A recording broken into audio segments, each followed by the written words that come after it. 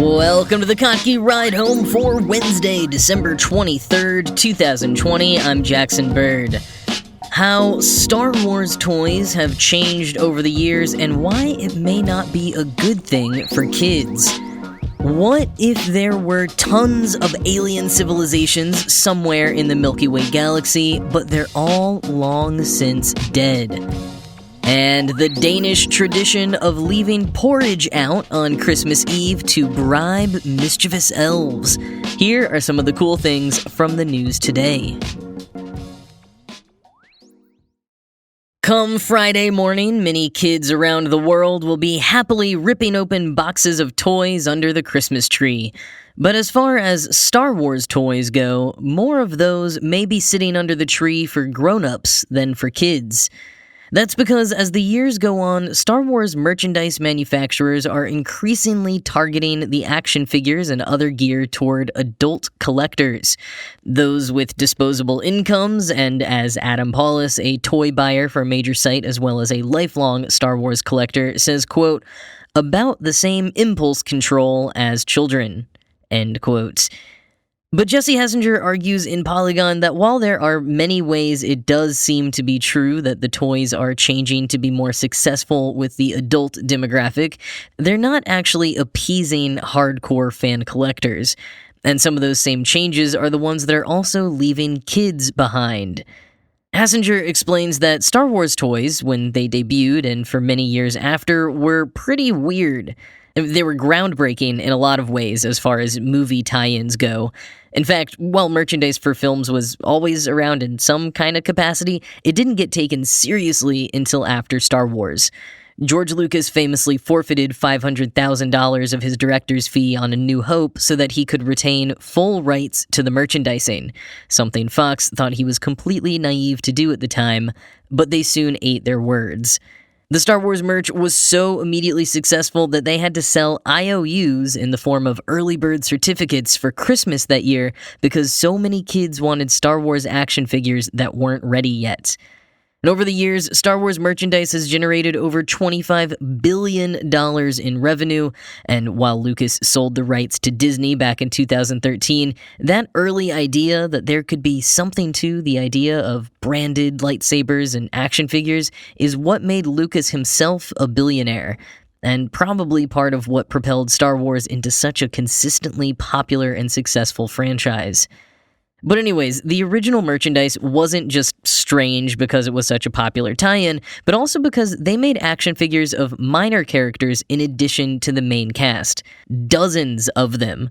Nowadays, the action figures are at least 3 times as expensive and reduced down to just main characters. To get deeper cuts or more detailed figures, you have to follow special collection lines, not just shop at your local Target. The upcoming generation is not as interested in action figures across the board, so Star Wars has significantly cut back their offering, and what is there is usually aimed more at the hardcore adult collectors, not the kids. And that's not to say that Star Wars merchandise isn't selling. It is, like hotcakes, as it always has. It's just not the traditional action figures. Instead, there's plushies, clothing, cell phone cases, really almost anything you could want has been slapped with some officially licensed Star Wars iconography. But that's what it is, iconography. A stormtrooper or Darth Vader helmet, Yoda's head, a pair of lightsabers. The stuff that sells is what's popular and recognizable. Outside of Baby Yoda, nothing else from The Mandalorian is even recognizable enough to the general non-Mandalorian viewing public to get top billing or to be made in merchandise form at all. And Hessinger points out that the closest equivalent of the more affordable action figures with minor characters included today would be Funko Pops. But those are designed to be displayed on a shelf, not to be played with. And this gets at the crux of Hassinger's points. Kids are missing out on imaginative play. Quoting Hessinger in Polygon, "Star Wars is ridiculous pulp and an endless obsession. Like plastic action figures, it's both disposable and permanent. There's something sad about leaving action figures as an occasional bone tossed to adult collectors, rather than turning them into old-school fuel for kids' imaginations. This holiday season, the indestructible Star Wars merchandising armor continues to look awfully familiar. One of the most recent Mando Mondays, a day of hype for product drops, included the announcement of, get this, a Black Series edition of a Mandalorian-era Stormtrooper. In other words, another helmet-based non-character that draws on the iconography of the original trilogy. When so many of these products seek to recall that same old imagery, there's less encouragement for younger fans to imagine their own offshoot adventures where prequel, sequel, original trilogy, and spin-off characters might interact in new ways. End quote.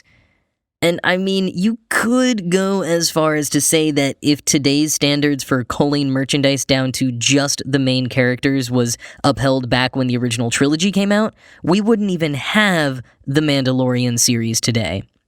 Because if Boba Fett hadn't gotten his own action figure, hadn't been made into a Halloween costume and everything else, and won the hearts of so many kids and turned into this rare collectible and beloved character for so many, would the idea of a story based around a bounty hunter have really won the pitch when Lucasfilms needed to come up with something for Disney+? I know, that's really stretching it, but the symbiotic relationship between fans and creators really can be powerful.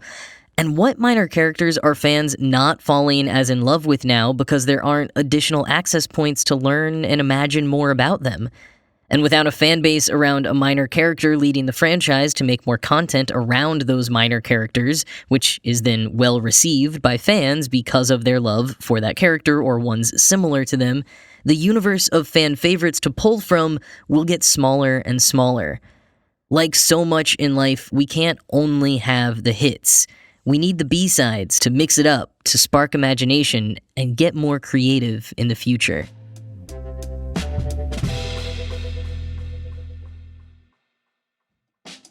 Around this time of the year, I often find myself craving new creative directions and wanting to try new things. A great way to do that affordably and without needing to leave my house is with one of today's sponsors, Skillshare. Skillshare is an online learning community for creatives where millions come together to take the next step in their creative journey. They offer thousands of inspiring classes for creative and curious people on topics including photography, music production, web development, productivity, creative writing, freelancing, and more. This weekend, I'm looking forward to diving into the Writing Character-Driven Short Stories class with novelist Ian Lee. I always get inspired to return to my half-finished projects after learning something new from an expert. And that's what's great about Skillshare. It offers membership with meaning. With so much to explore, real projects to create, and the support of fellow creatives, Skillshare empowers you to accomplish real growth. And Skillshare is incredibly affordable, especially when compared to pricey in-person classes and workshops. An annual subscription is less than $10 a month.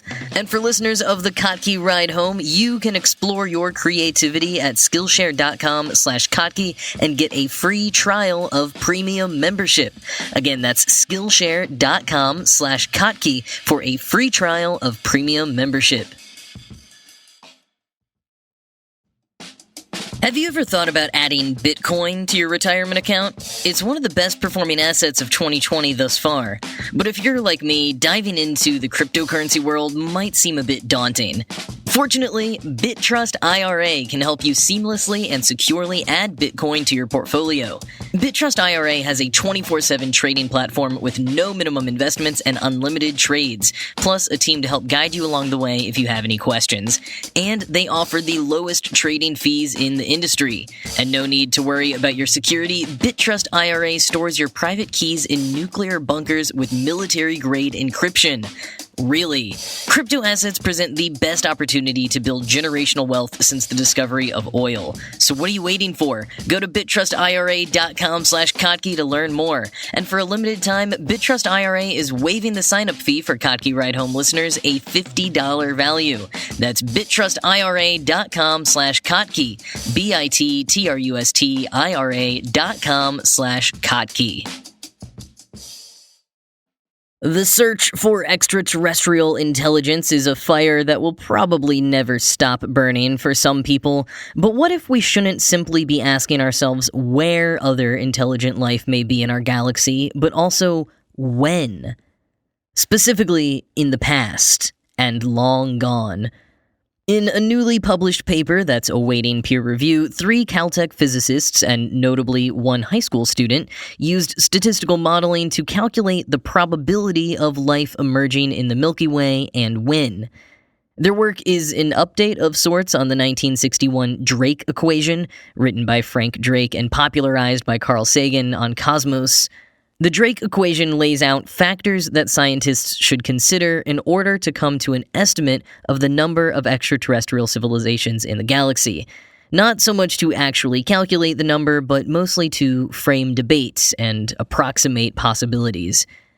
But we now have way more data to go on than we did 60 years ago. Jonathan H. Jiang, the study's co-author and astrophysicist at NASA's Jet Propulsion Laboratory at Caltech, told Live Science, quote, "Especially since the Hubble Space Telescope and Kepler Space Telescope, we have lots of knowledge about the densities of gas and stars in the Milky Way galaxy, and star formation rate and exoplanet formation, and the occurrence rate of supernova explosions. We actually know some of the numbers that were mysteries at the time of the famous Cosmos episode." End quote. So the study authors looked at factors such as, quote, the prevalence of sun-like stars harboring Earth-like planets, the frequency of deadly radiation-blasting supernovas, the probability of and time necessary for intelligent life to evolve if conditions are right, and the possible tendency of advanced civilizations to destroy themselves, end quote. That tendency ended up being a major variable, although one of the more uncertain ones, because, quote, even an extraordinarily low chance of a given civilization wiping itself out in any given century, say via nuclear holocaust or runaway climate change, would mean that the overwhelming majority of peak Milky Way civilizations are already gone, end quote. And that peak could have been as much as 5 billion years ago. Here's a little more on how they got these calculations. Quote, modeling the evolution of the Milky Way over time with those factors in mind, they found that the probability of life emerging based on known factors peaked about 13,000 light-years from the galactic center and 8 billion years after the galaxy formed. Earth, by comparison, is about 25,000 light-years from the galactic center, and human civilization arose on the planet's surface about 13.5 billion years after the Milky Way formed, though simple life emerged soon after the planet formed. In other words, we're likely a frontier civilization in terms of galactic geography, and relative latecomers to the self-aware Milky Way inhabitant scene. But assuming life does arise reasonably often and eventually becomes intelligent, there are probably other civilizations out there, mostly clustered around that 13,000 light-year band, mostly due to the prevalence of sun-like stars there. End quote. So we may be much more alone than we would have been at a time in the distant past. You know, a long time ago, in a part of our galaxy far, far away.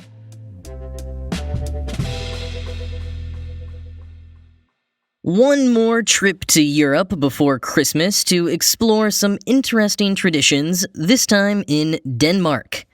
As kids in America may be getting ready to leave out cookies for Santa on Friday, and don't worry, after his scientifically dubious assertions about old Saint Nick having magical immunity to COVID-19, Dr. Fauci has since clarified that he took a trip to the North Pole to vaccinate Santa Claus himself. Anyways, while here in the US it's cookies for Santa, in Denmark, children leave out porridge for mischievous elves as a bribe to make sure they behave. The elves, not the kids. The idea of needing to keep these elves, or nisse, happy goes back to at least the Middle Ages, when farmers explained various bad luck and the hardships of a long winter on the nisse who lived on their farm. If you kept the nisse happy, your livestock would survive the winter and all else would go well. If you disrespected or upset the nisse, you may find horrors in the morning, like your cow having dropped dead. To stay on your nisse's good side, families began offering him a bowl of porridge on Christmas Eve. Porridge was a common staple at the time, but the one for the nisse would be special, made of rice instead of oats or barley, boiled in milk, and topped with butter. Atlas Obscura shares one account of someone not leaving out the proper offering, quote, "In one story, a milkmaid decides to play a trick on her farm's Nisa, hiding the butter beneath the porridge. Seeing his offering ungarnished, the Nisa flies into a rage and kills the family's cow. When he finishes his meal and realizes his mistake, he solves the problem by stealing a neighbor's cow and delivering it to his family's farm." End quote. So you really didn't want to get on their bad side. There are many artworks depicting the Nisa as almost demonic-looking elves throughout the 15 and 1600s, but by the 19th century, they had started taking on more of a happy Christmas elf kind of look. Quoting again, "A child-sized bearded man in a pointy red cap, the traditional garb for farmhands." End quote. Anne-Mette Marchen Andersen, a curator at the National Museum of Denmark, chalks this change up to industrialization and urbanization, saying that, quote, "The Nisa was a way for rural farmers to explain seemingly random events like illnesses among livestock. They had these thoughts because they couldn't explain bacteria or things like that," she says. As people gained a better understanding of agricultural science, the Nisa didn't need to serve the role of scary scapegoat anymore. End quote. Nowadays, the Nisa are even more jolly and innocent. They may still play pranks, like stealing one sock, or families may nominate someone to play the role of the Nisa and play small pranks on other family members throughout the month of December. But you no longer have to worry about your house's Nisa killing you or your animals. But people still leave the sweet porridge out for him on Christmas Eve, although now they usually enjoy some of it themselves as well. And I will say that there are other similar kinds of Nisa folklore and traditions throughout the other nations in Scandinavia. In some places, he's called the Tomte. Sometimes he brings presents, sometimes he can shapeshift. There's a number of variations, so just know that this one Danish tradition is not all there is to know about the Nisa or the Tomte.